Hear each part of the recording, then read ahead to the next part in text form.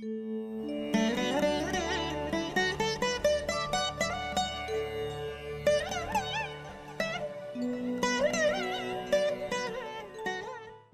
நேயர்கள் அனைவருக்கும் இனிய நல்வாழ்த்துக்கள். எல்லோரும் நன்றாக இருப்பீர்கள். இப்பொழுது ஆகஸ்ட் மாதம் 11ஆம் தேதியிலிருந்து 17ஆம் தேதி வரையிலான திங்கள் முதல் ஞாயிறு வரையிலான இந்த வார ராசி பலன்களை பார்த்துடலாம். தனுசு ராசிக்காரர்களுக்கு இந்த வாரம் ரொம்ப நல்லா இருக்கும். இந்த வார கடைசியில் 8ல் இருந்த சூரியன் 9க்கு போய் மாறுறார். அதே மாதிரி 4, 5, 6ன்னு சொல்லப்படக்கூடிய முக்கியமான இடங்கள்ல செவ்வாயிலிருந்து ஞாயிற்றுக்கிழமை வரைக்கும் சந்திரன் இருக்கிறார். 4, 5, 6 இடங்கள் நல்ல இடங்கள். ராசிநாதன் ராசியை பார்த்து கொண்டிருக்கிறார். எதிர்ப்புகள் அடங்கி இருக்க போகின்றன. தனுசு ராசிக்காரர்களுக்கு கடன் தொல்லை, எதிரி தொல்லை, மனக்குழப்பம், உடல் நலம் இல்லாத நிலைமை இதெல்லாம் மாறப்போது. கல்யாணம் ஆகாதவர்களுக்கு இவர்தான் மனைவி இவர்தான் கணவன் பிடிவாதம் பிடிச்சுக்கிட்டு இருக்கிறவங்களுக்கு, காதல் பண்ணிக்கிட்டு இருக்கிறவங்களுக்கு நல்லது நடக்க போகுது. ஒரு நிலையில காதல் பண்ணாதவங்களுக்கு கூட இந்த ஆவணி மாசத்திலே இன்னார்தான் மனைவி இன்னார்தான் கணவன் என்கின்ற ஒரு திருமணம் ஆகாத இளைய பருவத்தினர் எல்லோருக்குமே மிகச்சிறப்பான நன்மைகள் உண்டு. சிலருக்கு நல்ல புகழ் கிடைக்குங்க.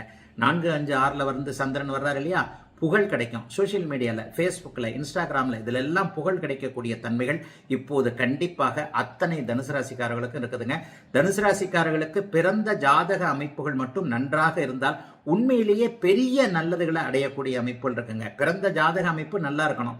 கோச்சாரமும் ஓரளவுக்கு கை கொடுத்து தான் இருக்கு. ராசிநாதன் சுபராகி ராசியை பார்ப்பது யோக அமைப்பு. 8ல் இருக்கின்ற சூரியன் 9ஆம் இடத்திற்கு வார கடைசியில மாறப்போகிறது. அதை விட நல்ல அமைப்பு. பாக்கியங்கள் கிடைக்க போகிறது. வெளிநாடு வெளிமாநிலத்தில் இருக்கக்கூடியவர்கள் திரும்பி வரப்போறீங்க. சொந்த ஊர் சம்பந்தப்பட்ட விஷயங்கள் பலிக்க போகுது. சொந்த ஊர்ல வீடு கட்டணுன்ற எண்ணங்கள் இருக்கவங்களுக்கு நல்லது நடக்கும். சொந்த ஊர் சம்பந்தப்பட்ட கோவில் சம்பந்தப்பட்ட குலதெய்வம் சம்பந்தப்பட்ட கோவில் கொடை, ஒரு கும்பாபிஷேகம் பண்ணணும், ஒரு ஆன்மீக எண்ணங்கள் இருக்கு. இந்த சாமியை போய் கும்பிடணும், அந்த சாமியை போய் கும்பிடணும், ஸ்ரீமகா பெரியவருடைய அதிஷ்டானம் போன்ற அமைப்புகளை தரிசிக்கணும் என்பது மாதிரியான இதுவரைக்கும் நமக்கு நிறைவேறாத ஆன்மீக எண்ணங்களை அப்படியே நிறைவேற்றிக் கொள்ளக்கூடிய ஒரு அற்புத மாற்றம் உள்ள நல்ல விஷயமாக தனுசு ராசிக்காரர்கள் எல்லாருக்குமே அமைஞ்சிருக்குங்க. பெரிய சோதனைகள் கண்டிப்பாக இருக்காதுங்க. உங்களுடைய முயற்சிகள் எந்த அளவிற்கு இருக்கிறதோ அந்த அளவிற்கு முன்னேற்றம் இருக்கக்கூடிய நல்ல வாரங்க இந்த வாரம். மகர ராசிக்காரர்களுக்கு இந்த வாரம் எந்த விதமான கஷ்டங்களும் இல்லாத வாரமாக இருக்கும். வாரத்தின் ஆரம்பத்திலேயே 3, 4, 5ன்னு சொல்லப்படக்கூடிய நல்ல இடத்துல தான் சந்திரன் இருக்கிறாரு. திங்கட்கிழமை மட்டும் 2ஆம் இடத்துல குருவின் பார்வையில் இருப்பார். பண கஷ்டங்கள் இல்லாத வாரம், முயற்சிகள் பலிக்கக்கூடிய வாரம். ரொம்ப முக்கியமா வாய்ப்புகள் வருங்க. இதுவரைக்குமே கடந்த 7.5 சனியில அந்த வாய்ப்பு வந்தது, இந்த வாய்ப்பு வந்தது, அதை விட்டுட்டேன், இதை விட்டுட்டேன், நல்ல சான்ஸ் தேடி வந்தது. இவர் கூட அவரை பண்ணிருக்கலாம், அவர் கூப்பிட்டாரு, இவர் கூப்பிட்டாரு, என்ன அங்கே கூப்பிட்டாங்க, இங்கே கூப்பிட்டாங்க, நான் தான் இதெல்லாம் விட்டுட்டு இங்க வந்தேங்க அப்படின்ற மாதிரி மனசுக்குள்ளேயே ஏதாவது ஒரு வாய்ப்பை தவற விட்டு விட்டோமே என்கின்ற எண்ணத்தில் இருக்கக்கூடிய அத்தனை மகர ராசிக்காரர்களுக்கும் இந்த வாரத்துல பாத்தீங்கன்னா செவ்வாய்க்கிழமையும் புதன்கிழமையும் அருமையான சான்ஸ் கிடைக்கக்கூடிய அமைப்பு. உங்களுடைய ராசிநாதன் சுபத்துவம் என்கின்ற அருமையான நல்ல நிலைமையை அடைஞ்சிருக்கிறாரு. ஆகவே செவ்வாய்க்கிழமை, புதன்கிழமை, வியாழக்கிழமை மத்தியானத்திற்குள்ள ஒரு நல்ல வாய்ப்பு, அது அப்படியே தேடி வரக்கூடிய அமைப்பு. அந்த வாய்ப்பை அப்படியே முழுவதுமாக நீங்கள் உபயோகப்படுத்திக் கொள்ளக்கூடிய தன்மை என அப்படியே ஒரு முன்னேற்றத்தை நோக்கி மகர ராசிக்காரர்களுக்கு போகக்கூடிய அமைப்பு இருக்குதுங்க.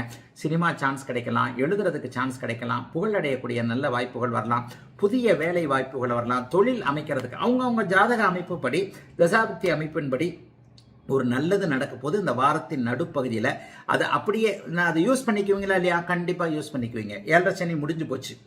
அதனால ஏதாவது ஒரு வகையில உங்களுடைய ஜாதகத்தின் அமைப்பிற்கேற்றார் போல நன்மைகள் நடக்க வேண்டும் என்பதால் அவரவருடைய அமைப்பிற்கேற்றார் போல ஏதோ ஓரளவிற்கு சிறிய லாபம் பெரிய லாபம் போன்ற அமைப்புகள் கிடைக்கக்கூடிய யோக வாரமாக தாங்க இந்த வாரம் அமைஞ்சிருக்கு. பெரிய கஷ்ட நஷ்டங்கள் எதுவும் இருக்காதுங்க. வாரத்தின் கடைசியில் மட்டும் பிள்ளைங்களால ஏதாவது செலவு வரலாம். அப்போ கூட நமக்கு அது செலவு பண்ற கூட தகுதி இருக்கும். கல்வி கட்டணம் கொடுக்கறதோ அல்லது பிள்ளைங்களுக்கு வண்டி வாகனம் வாங்கி கொடுக்கறதோ, பிள்ளைங்களுக்கு ட்ரெஸ் எடுக்கிறதோ, சனிக்கிழமை ஞாயிற்றுக்கிழமை இந்த 2 நாள்ல பிள்ளைகளால ஏதாவது ஒரு செலவுகள் வரும். ஆனா அதுக்கேற்ற வருமானம் கண்டிப்பாக வரும். மகர ராசிக்காரர்களுக்கு கஷ்டங்கள் முடிந்து விட்டது என்பதுதான் உண்மை. நல்ல வாரங்க இந்த வாரம். கும்பராசிக்காரர்களுக்கு வாரத்தின் முதல் நாள் என்று சொல்லப்படக்கூடிய திங்கட்கிழமை வந்து சந்திரன் 6ஆம் அதிபதியாகி குருவின் பார்வையில் ராசியிலே இருக்கிறார். அதற்கப்புறம் செவ்வாய்க்கிழமையிலிருந்து ஞாயிற்றுக்கிழமை வரைக்கும் 2, 3, 4 ஆகிய 3 இடங்கள்ல இருப்பார். வாரத்தின் ஆரம்பத்துல முதல் நாள் கொஞ்சம் குழப்பமா தான் இருக்கும். ஏன்னா சந்திரராகு சேர்க்க 6ஆம் அதிபதி போய் ராசியில உட்கார்ந்துட்டு இருக்கிறாரு.